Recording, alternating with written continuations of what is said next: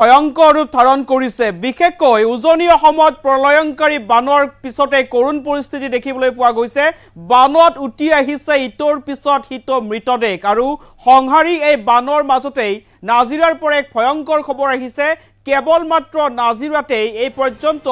200ৰো অধিক লোক সন্ধানহীন হৈছে আৰু প্ৰলয়ংকাৰী বানত এই পৰ্যন্ত 31 জনকৈ লোক মৃত্যু হোৱাৰ তথ্য আহি পৰিছে উজনিত এতিয়া প্ৰলয়ংকাৰী বানৰ কৰুণ পৰিস্থিতি বানত উঠি আহিছে ইটোৰ পিছত হিটো মৃতদেহ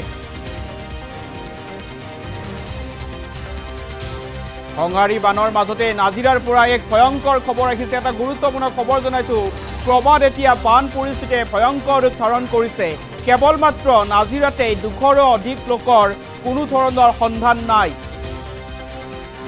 প্ৰলয়ংকাৰী বানত এই পৰ্যন্ত 31 জন লোকৰ মৃত্যু হোৱাৰ তথ্য মঙলবাৰে বানত উঠি গৈছিল একে পৰিয়ালৰ 4 সদস্য 3 জিলাৰ ভিন্ন স্থানত সন্ধানহীন এই পৰ্যন্ত কেইবাজনো লোক মৃতদেহ উদ্ধাৰ হৈছে যদিও সৎকাৰ কৰিবলৈ নাই স্থান এটা গুৰুত্বপূৰ্ণ খবৰ জনাইছো উজনি অসমত বান পৰিস্থিতিয়ে ক্ৰমাৎ ভয়ংকৰ ৰূপ ধাৰণ কৰিছে প্ৰলয়ংকাৰী বানৰ এতিয়া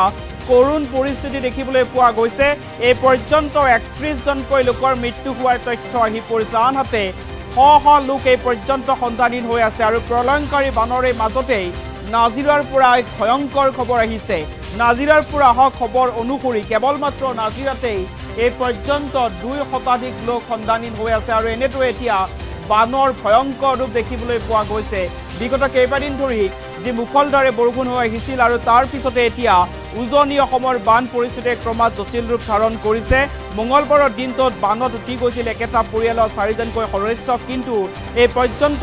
এই পৰিয়ালটোৰ কোনো ধৰণৰ সন্ধান লাভ কৰা নাই প্ৰশাসন তথা উদ্ধাৰকাৰী দলে উদ্ধাৰ অভিযান অব্যাহত ৰাখিছে যদিও এই পৰ্যন্ত কোনো ধৰণৰ সন্ধান লাভ কৰিবলৈ সক্ষম হোৱা নাই আৰু যি তথ্য প্ৰকাশ পাইছে এই তথ্য অনুসৰি এই পৰ্যন্ত উজনি অসমত 31 জনকৈ লোক সন্ধানী মৃত্যুমুখত পৰাৰ খবৰ আহি পৰিছে আৰু এই সন্দৰ্ভত মুখ্যমন্ত্ৰী ডক্টৰ হিমন্ত বিশ্ব শৰ্মাৰ মন্তব্য আহি পৰিছে প্ৰথমে মন্তব্য শুনাব লৈছো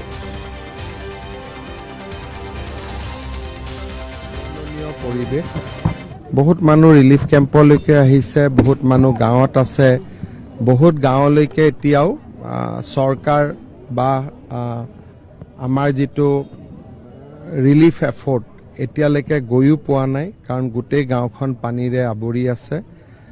বহুত লোকৰ মৃত্যু হৈছে মৃতদেহ নতুনকৈ ওলাই আছে আমি যিমান পাৰোঁ ৰাইজৰ লগত থাকি ৰাইজক সেৱা কৰাৰ কাৰণে যত্ন কৰিম আৰ্মি NDRF SDRF চৰকাৰ গোটেই একেলগে সকলোৱে কাম কৰি আছে ৰাইজৰ ঘৰবিলাক ভাঙিছে কিতাপ পত্ৰ নোহোৱা হৈছে কাৰোবাৰ চাৰ্টিফিকেট উটি গৈছে কাৰোবাৰ গৰু ছাগলী নোহোৱা হৈছে চৰকাৰে যিমান পাৰে সকলোকে সহায় কৰিব আমি যিমান টকা ইয়াত খৰচ কৰিম 100% কেন্দ্ৰীয় চৰকাৰে আমাক দিব